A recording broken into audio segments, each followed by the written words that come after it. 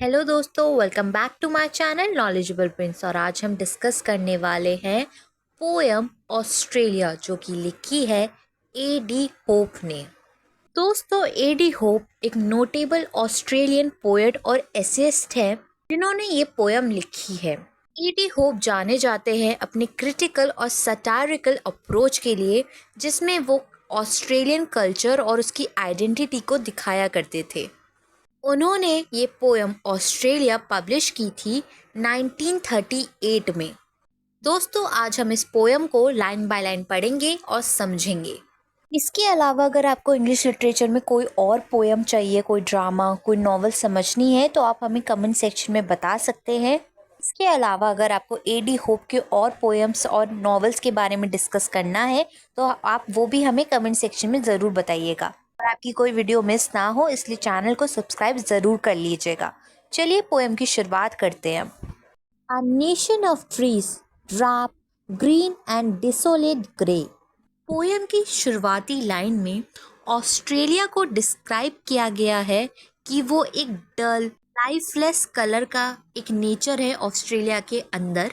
ये चीज़ सजेस्ट करती है कि जो उसके लैंडस्केप है वो अनइनवाइटिंग है, मतलब वो अट्रैक्ट नहीं करते हैं। In the field uniform of modern Wars. दोस्तों, फील्ड यूनिफॉर्म का मतलब है यहाँ पे मिलिट्री। ये चीज़ हिंट कर रही है कि ऑस्ट्रेलिया की इन्वॉल्वमेंट मॉडर्न कन्फ्लिक्ट में है। सजेस्ट करती है ये लाइन कि ऑस्ट्रेलिया वॉर के इफेक्ट से उस नेशन की खूबसूरती कम हो गई है।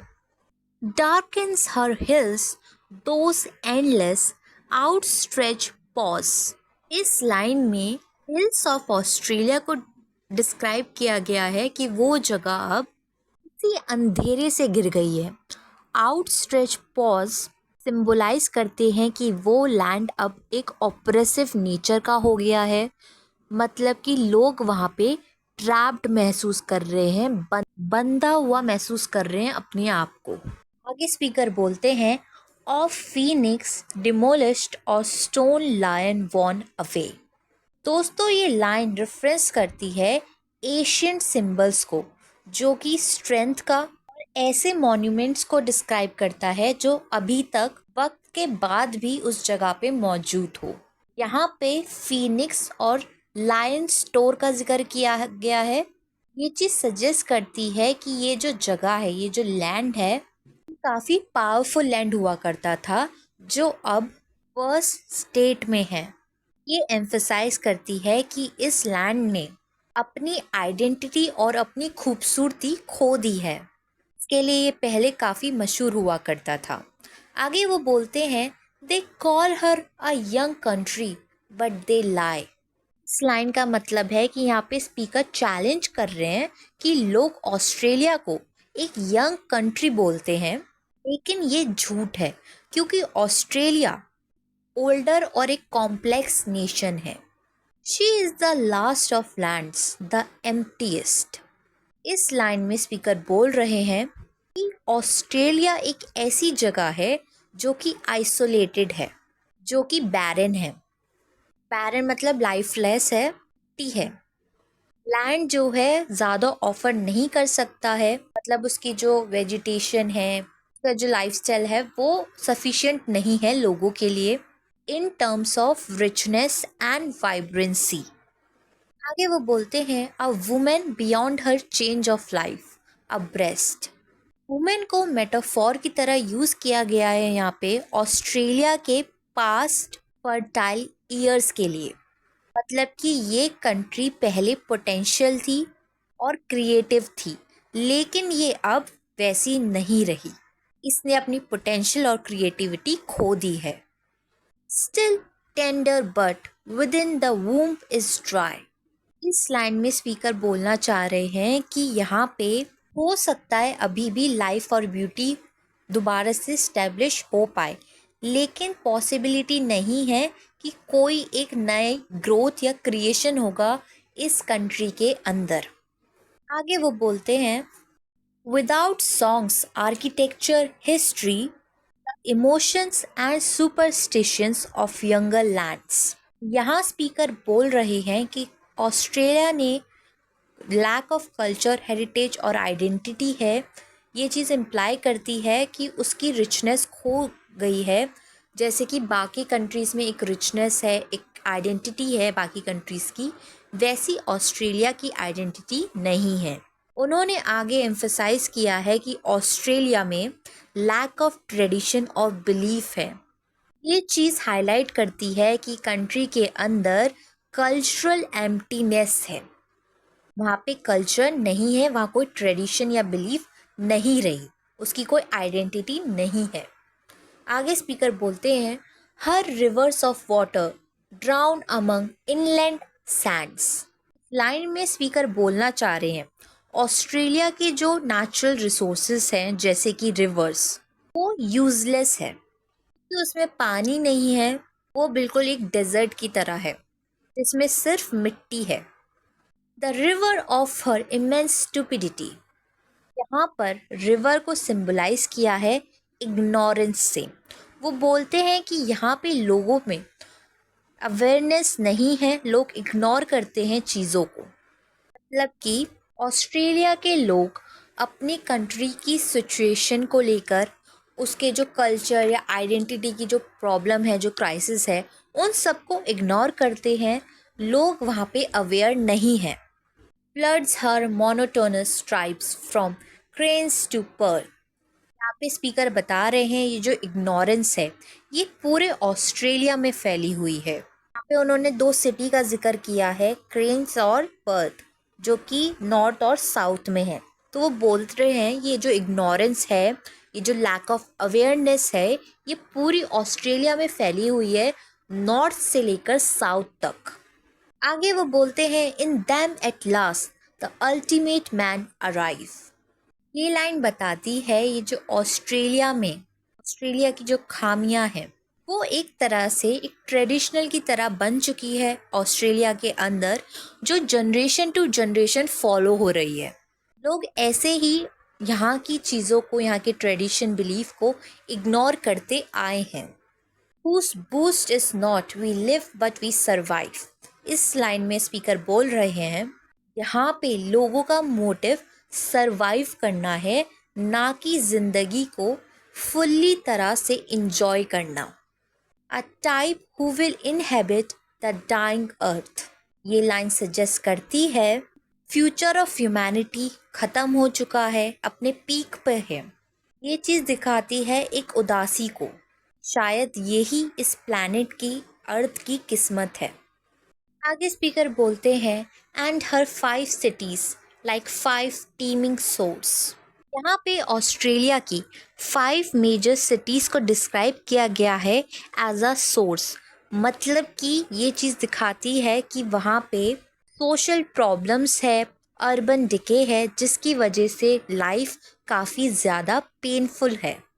Each drains her a waste parasite robbers state. Speaker बोलते हैं कि ये जो सिटीज़ हैं इन्हें एक पैरासाइट्स की तरह देखा जाता है, क्योंकि ये लैंड की रिसोर्सेस को कंज्यूम कर लेती है और बदले में कुछ वापस नहीं देती।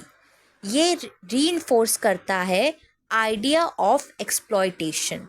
दोस्तों, इन शॉर्ट यहाँ पे पोएट ये कहना चाह रहे हैं ऑस्ट्रेलिया के रहने वाले लोग नेचुरल रिसोर्सेज का यूज़ करते हैं, लेकिन उसको मेंटेन करने के लिए, उसे प्रिजर्व करने के लिए, आगे वाली जनरेशन के लिए वो कुछ स्टेप्स नहीं लेते हैं।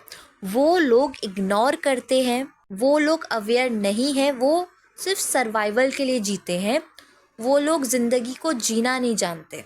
यहाँ पे स्पीकर ये कह रहे हैं वो सिटीज़ एक पैरासाइट की तरह है जो लैंड के रिसोर्सेज को कंज्यूम तो करती हैं। मतलब लोग जो सिटीज़ में रहते हैं वो रिसोर्सेज का पूरी तरह से यूज़ करते हैं, लेकिन कभी भी उसको मेंटेन करने की कोशिश नहीं करते। मदर नेचर को एक्सप्लॉइट करते हैं वो। Where second hand Europeans pullulate. यहाँ पे स्पीकर बोल रहे हैं जो यूरोपियन सेटलर्स हैं ना, मतलब यूरोप से आए हुए लोग जो हैं, वो काफ़ी तेज़ी से इस कंट्री में बढ़े जा रहे हैं। वो इस कंट्री में कुछ भी कंट्रीब्यूट नहीं करते, इसके नए और ओरिजिनल आइडिया में। Timidly on the edge of alien shores, ये रिफ्लेक्ट करता है कि यहाँ पे कुछ आउटसाइडर हैं जो यूरोपियन सेटलर्स हैं, उनकी यहाँ पे पोएट बात कर रहे हैं, बोल रहे हैं कि ये जो आउटसाइडर्स हैं ये इस लैंड को अपना नहीं समझते, इस वजह से ये यहाँ की रिसोर्सेज को या इसकी कल्चर या आइडेंटिटी को मेंटेन करने की कोशिश नहीं करते हैं। ये चीज़ हाईलाइट करती है लैक ऑफ बिलोंगिंग को। आगे वो बोलते हैं, yet there are some like me turn gladly home. इस लाइन में स्पीकर बोल रहे हैं लेकिन कुछ इंडिविजुअल्स हैं मेरी तरह जो कि इस लैंड से अपने आप को जोड़े रखते हैं और यहाँ पे इस लैंड में कंफर्ट ढूंढते हैं इन टाइम ऑफ सैडनेस या फिर डिस्ट्रेस। बुरे टाइम में यहाँ पे कंफर्ट ढूंढ लेते हैं। आगे वो बोलते हैं, from the lush jungle of modern thought to find. Speaker यहाँ पे मॉडर्न इंटेलेक्चुअल परस्यूट को कॉन्ट्रास्ट कर रहे हैं ऑस्ट्रेलियन लैंडस्केप की रॉनेस के साथ, मतलब ऑस्ट्रेलियन ट्रेडिशनल और बिलीफ के साथ। ये लाइन सजेस्ट करती है सिंप्लिसिटी और ऑथेंटिसिटी को। Arabian desert of the human mind, ये फ्रेज सजेस्ट करता है बहुत सारे ऐसे इंडिविजुअल्स हैं जिनकी इनर लाइफ जो है वो बेरन है, वो बेजान है, जैसे कि कोई डेजर्ट हो। ये चीज़ इंडिकेट करती है कि उन लोगों के पास कोई भी मीनिंगफुल एक्सपीरियंस नहीं है। Hoping if still from the desert the prophet come. ये लाइन इन्वोक करती है आइडिया को कि ग्रेट विजडम और इंस्पिरेशन मर्ज होगी इन डेजर्ट्स में से, इस डिसोलेशन में से। ये लाइन सजेस्ट करती है होप फॉर न्यू आइडियाज़ और इंसाइट्स को। स्पीकर को उम्मीद है कि लोगों की ज़िंदगी में खुशियाँ आएंगी। आगे वो बोलते हैं, such savage and scarlet as no green hills dare. Speaker यहाँ पे बोल रहे हैं ट्रू स्पिरिट और इंस्पिरेशन जो है हार्श लैंडस्केप में से आती है, मतलब कि खुशियाँ बहुत ही सारे स्ट्रगल्स के बाद इंसान को मिलती है। यहाँ पे स्पीकर ने कॉन्ट्रास्ट में बताया है वाइब्रेंट क्रिएटिविटी को और लाइफलेसनेस ऑफ कन्वेंशनल ब्यूटी को, मतलब हिल्स को। आगे वो बोलते हैं, springs in that waste some spirit which escapes. यहाँ पे वेस्ट ऑफ लैंडस्केप एक सोर्स ऑफ पोटेंशियल की तरह देखा गया है जहाँ से एक यूनिक स्पिरिट इमर्ज हो सकती है जो कि आज़ाद हो इस ट्रेडिशनल सिविलाइजेशन के रिस्ट्रिक्शन से। द लर्न डाउ the chatter of cultured apps. इस लाइन में स्पीकर उन एजुकेटेड इंडिविजुअल को क्रिटिसाइज कर रहे हैं जो शक करते हैं, जो ट्रस्ट नहीं करते चीज़ों पर, जो ज्ञान का दिखावा करते हैं। उन लोगों को कॉन्ट्रास्ट किया गया है जेन्युइन स्पिरिट से, जो लोग सच में ज्ञानी होते हैं उनसे, जो सोसाइटी के लिए कुछ अच्छा करना चाह रहे होते हैं। Which is called civilisation over there. इस फाइनल लाइन में idea of civilisation lack of authenticity को अप्लाई करती है। यहाँ पे दोबारा से पोएट बोल रहे हैं कि ये जो नए मॉडर्न ज़माने के लोग हैं, इन्होंने ऑस्ट्रेलिया के जो पोटेंशियल और क्रिएटिव नेचर था, क्रिएटिव आइडेंटिटी थी, इसको देश से गायब कर दिया है। दोस्तों, ओवरऑल ये पोएम एक्सप्लोर करती है थीम ऑफ एलियनेशन को, कल्चरल आइडेंटिटी को और complex relationship between landscape and human experience को। एलियनेशन क्यों? क्योंकि यहाँ पे यूरोपियन सेटलर्स आए हुए हैं जो कि इस लैंड की रिसोर्सेज को, इस लैंड को अपना नहीं समझते हैं और ये इनकी वजह से, इनके बिलीफ्स की वजह से, ट्रेडिशन की वजह से हमारी आइडेंटिटी खो चुकी है। दूसरा, कल्चर आइडेंटिटी, क्योंकि लोग यहाँ पे अपनी ट्रेडिशनल और बिलीफ को खो चुके हैं, भूल चुके हैं। और तीसरा कि यहाँ पे लोग लैंडस्केप, मतलब रिसोर्सेज जो है, नेचुरल रिसोर्सेज जो है, उसको यूज़ तो कर लेते हैं लेकिन उसको मेंटेन करने के लिए, प्रिजर्व करने के लिए कोई एक्शंस नहीं लेते। यहाँ पे लोगों का नेचर काफ़ी ज़्यादा इग्नोरेंट है, लोग यहाँ पे अवेयर नहीं है। यहाँ पे इस पोयम में एडी होप सजेस्ट करते हैं, लेकिन फिर भी इन सब के बावजूद भी अभी भी एक आशा है, एक होप है कि एक जेन्युइन इंस्पिरेशन और क्रिएटिविटी यहाँ से अराइज होगी इस बेजान ज़मीन से। दोस्तों यही थी ये छोटी सी पोएम ऑस्ट्रेलिया। आई होप आपको पोएम समझ में आई हो। और वीडियोस देखने के लिए हमारे चैनल को लाइक करें, शेयर करें और सब्सक्राइब करना ना भूलें। अगली बार फिर मिलेंगे एक और नई वीडियो के साथ। Thank you for watching this video.